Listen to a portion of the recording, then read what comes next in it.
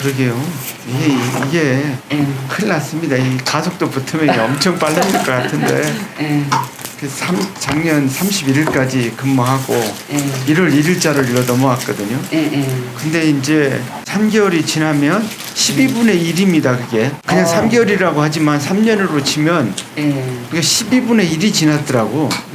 그러니까는 생각보다 빨리빨리 지나가는 것 같아요. 근데 이게 보니까 제가 그 공직 마무리하면서도 그런 얘기 좀 했었는데 어떤 때 보면 그러니까 일정이 바쁜 날은 하루가 휙 지나가는데 뭐 하루 종일 바쁜 게 뭐 30년 동안 있었을 리는 없잖아요. 어떤 때 이제 보면 조금 일정이 없는 날은 하루가 길어요. 근데 일주일 빨리 가고 한 달은 더 빨리 가고 1년은 휙 가고 30년은 눈 감았다 떴더니 없어지고 그랬던 느낌이더라고. 여기도 보니까 제가 이제 공무원 하면서 기간을 정해놓고 일한 적이 한 번도 없거든요. 그러니까 임기가 언제 때까지다 이게 없잖아요. 이렇게 한 발령 나무 움직여 가는 거지. 근데 여기가 이제 딱 정해져 있는 거거든요. 3년. 그러다 보니까 한 달이 지나가면 매년에 하나씩 빠졌으니까 12분의 1 빠진 겁니다. 그래서 벌써 12분의 1이 지나갔고 휙 지나갔고 이렇게 지나가면 아마 생각했던 거 다 못할 것 같아요. 그러니까 조금 계획 세워갖고 빨리빨리 좀 스피드업해서 진행해야 할 것 같은 그런 느낌입니다. 마음이 약간 이제 좀 급해지신 거네요. 네.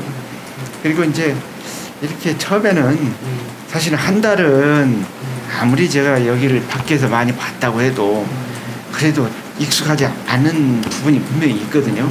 근데 이제 한 달은 각 단들이 뭘 하고 있는지, 각 팀장들은 어떤 일에 좀 매진하고 있는지, 그걸 이제 같이 이제 소통하는 그런 시간이었고, 그러다 보니까 사실 보고하는 사람들 많이 잡아놨죠. 많이 물어보니라고.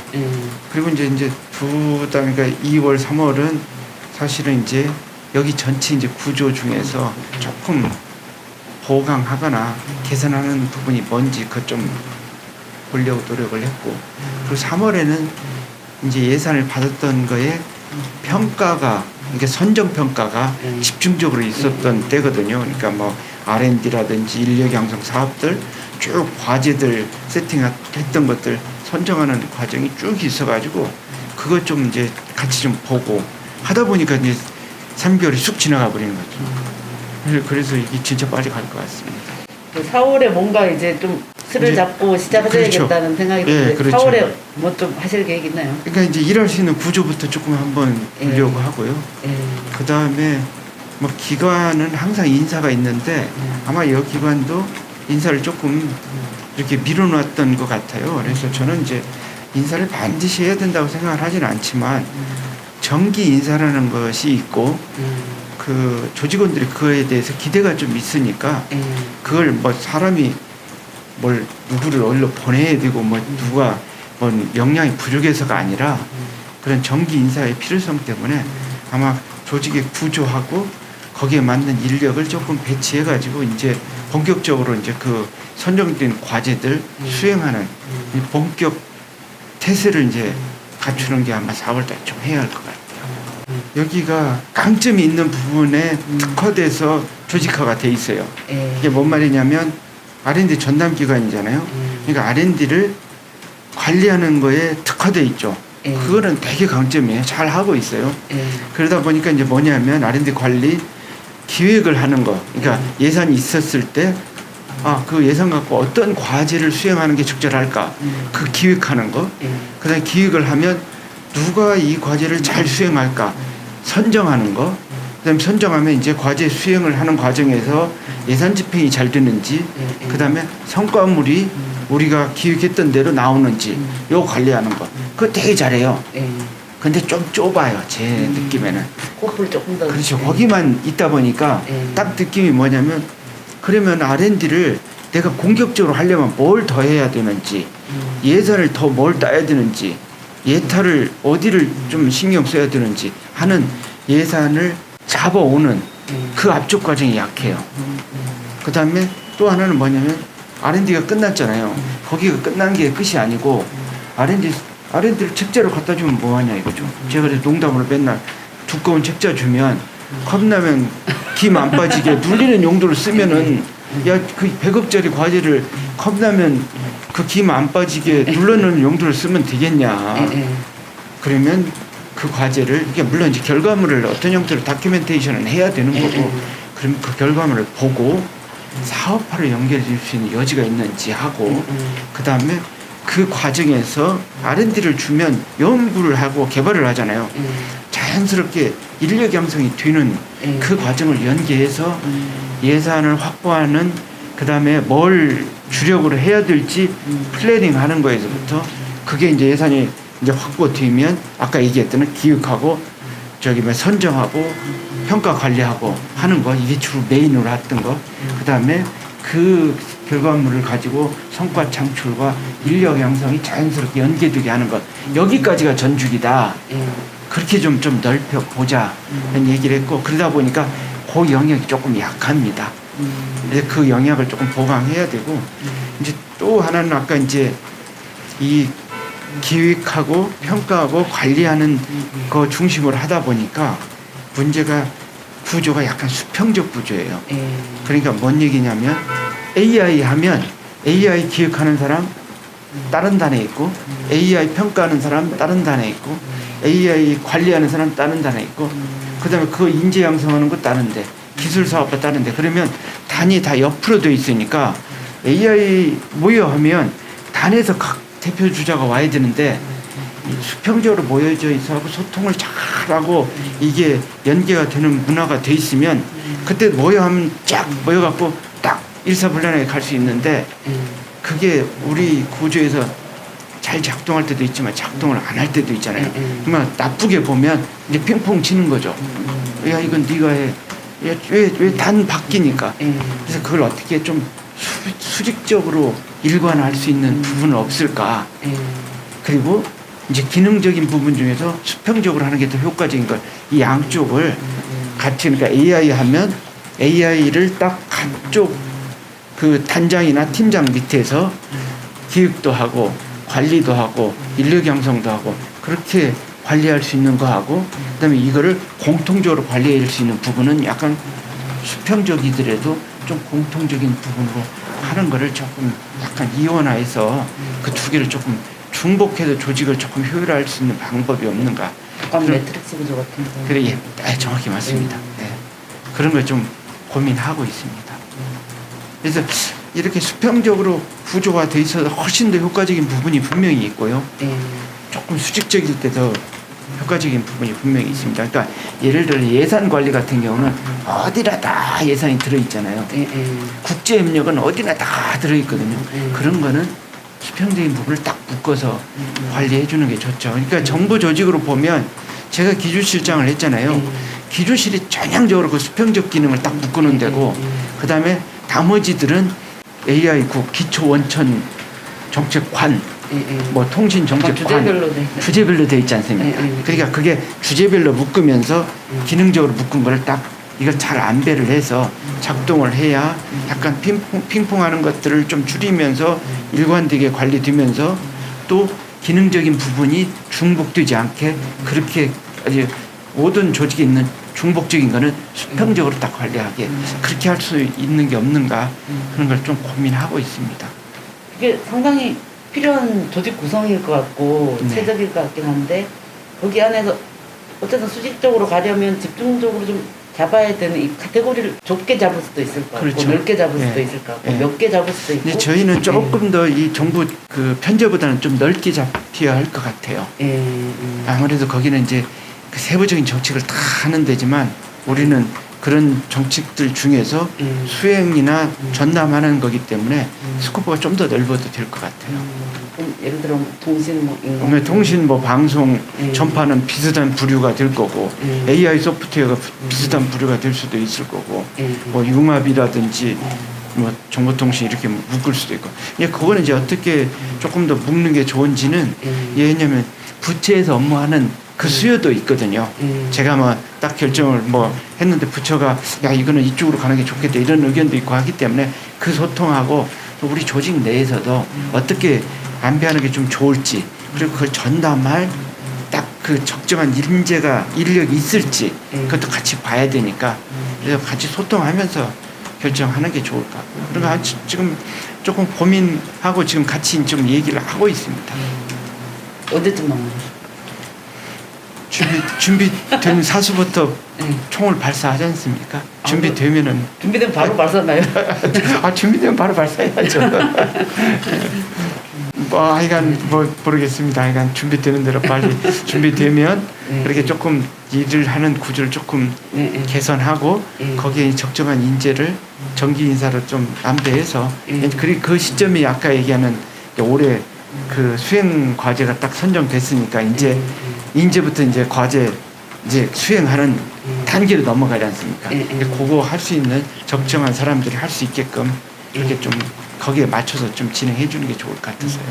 어떤 넓은 카테고리를 이렇게 분류하는 것도 중요하긴 하지만 최근에 또 완전히 그 안에서 핵심 기술을 꼽히는 뭐 예를 들면 AI라든지 그러니까 제가 얘기는 그렇게 좀 넓은 거는 단장 단에서의 얘기고 이때 이제 팀으로 가면 아까 얘기하는 대로 또 조금 작은 아이템들이 거기에 들어가는 거죠. 전문화된 점. 그렇죠. 뭐 블록체인, 뭐 정보 보호, 뭐 무슨 뭐 반도체 어쩌고 저쩌고 이렇게 또 팀별로 들어갈 수 있는 거죠. 또 이제 하나가 또 뭐가 있냐면 우리가 이제 전문 기관인데 이런 전문 기능이 없는 정부 조직들이 있어요.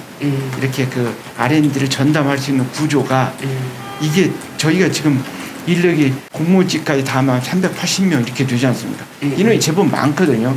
그러니까 다른 부처도 이런 거를 다 갖고 있는 부처가 있고 그걸 이렇게까지는 못 갖고 있는 부처들이 있거든요. 그렇다고 해서 예를 들어서 R&D 예산이 규모가 뭐 한 1,000억, 2,000억인데 뭐 이렇게 300명을 갖출 수는 없거든요. 그러니까 그런 조직들이 전문 기관의 그 플랫폼을 좀 활용해서 기획도 하고 그러니까 기획할 때 자기들이 수요라든지 현장에서의 그 상황이라든지 아니면 정책적 필요성을 저희한테 충분히 설명을 하고 그 관련된 사람들이 와서 의견을 개진하는 과정에서 기획할 때 기획 프로세스라는 게 있거든요. 근데 그 프로세스는 이 사람들이 안 갖고 있거든. 그다음에 선정 평가하려면 전문가들이 있어야 되고 전문가 풀이 있고 전문가 풀을 어떻게 안배해서 그 사람들이 선정할 때 그 선정 프로시저를 어떻게 가져가고 돈은 어떻게 집행하고 성과물은 어떻게 관리하는지 이게 전문화되어 있지 않으면 그냥 주먹구구식으로 이렇게 관리할 수는 없잖아요. 그러니까 그런 기관들이 저희한테 위탁한 게 있어요. R&D 우리 R&D 예산도 있고 R&D 이렇게 진행하고 싶은데 전문적인 이런 플랫폼은 없으니 좀 여기서 좀 그거를 위탁해서 관리를 해줬으면 좋겠다. 그런 기능들이 있어요. 현재 있어요? 지금도 있고 그런 거를 지금 진행하는 것도 있고 그래서 그런 부분이 소방, 경찰, 국방 이런 영역들의 R&D를 저희가 위탁해서 하는 그 부분이 또 있습니다. 거기 딱 아이템으로 하면 되고 그 다음에 아까 얘기한 대로 기능별로 돼 있던 평적인 부분은 거기서 딱 플랫폼으로 작동하면 되고요. 그래서 그것도 거기에 딱 맞아 떨어질 수 있거든요. 고민입니다. 고민인데요. 저희가 이러더라고요. 지금 딱 말씀하셨던 것처럼 저희가 이제 저 같은 경우 공직 생활 딱 시작해갖고 그 시점 정도가 정보화, 뭐 정보통신, ICT 이런 것들이 이 우리나라에서 조금 이렇게 주목받고 주요 역할을 하고 했던 거하고 같이 이렇게 공직을 했던 것 같아요. 좋게 얘기하면 좋은 시기고 또 어떻게 뭐 이렇게 어렵게 얘기하면 또 그렇게 딱 그렇게 좀 안정적이지 않다고 볼 수도 있고 그러다 보니까 제 기억에 작년 정책했던 내용을 서랍에 넣을 필요성을 느껴본 적이 한 번도 없어요. 무슨 얘기냐면 작년에 했던 정책이 올해 그걸 다시 쓸 일은 한 번도 없었던 것 같아요. 특히 컨텐츠는 방식은 작년에 했던 예산 땄던 방식, 작년에 법제를 했던 방식, 작년에 조직을 키웠던 방식이 올해도 작동을 하는데 작년에 했던 정책 내용, 작년에 했던 무슨 정보화 사업, 작년에 했던 뭐 디지털 무슨 아이디어가 올해 다시 쓰였던 예는 한 번도 없었던 것 같아요. 30년은 계속. 예. 왜냐면 아까 얘기했던 계속 발전하니까요.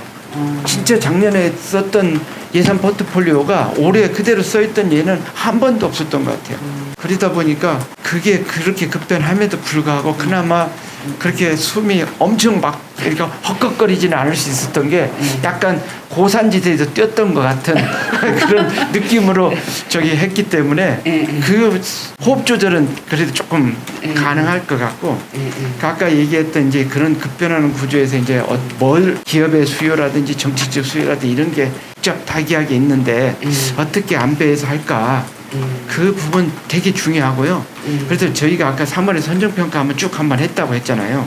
그 끝나고 난 다음에 제가 뭔 얘기를 했냐면 자 이제 뭐 우리 예산 1조 4천억을 가지고 과제를 수행하기 위해서 전체로 한번 선정을 딱 해봤는데 기획과 선정하는 과정에서 그 예산이 어떤 식으로 안배가 됐는지 리버스 엔지니어링을 한번 해보자. 그러니까 우리가 기기를 다 만들어 놓은 걸 거꾸로 역으로 우리 원래 취지대로 그렇게 잘 갔는지 이렇게 보자. 그렇죠. 그러니까 기기가 그러니까 옛날에 그 춘추 전국 시대에 다시 뜯어보는 뭐 이런 조총을 네, 그 포르투갈에서 가져오니까 오다 노부나가가 역으로 이렇게 딱 그걸 분해해가지고 장인한테 맡겨갖고 역으로 다시 만들어냈다는 것처럼 우리도 역 추적을 한번 해보자. 기획에서 평가를 했는데 그걸 올해 거 하고 작년 거 재작년 거 한 2, 3년 거를 우리가 처음에서 기획해서 선정을 하는 과정에서 어떤 경향성이 있는지 역으로 한번 역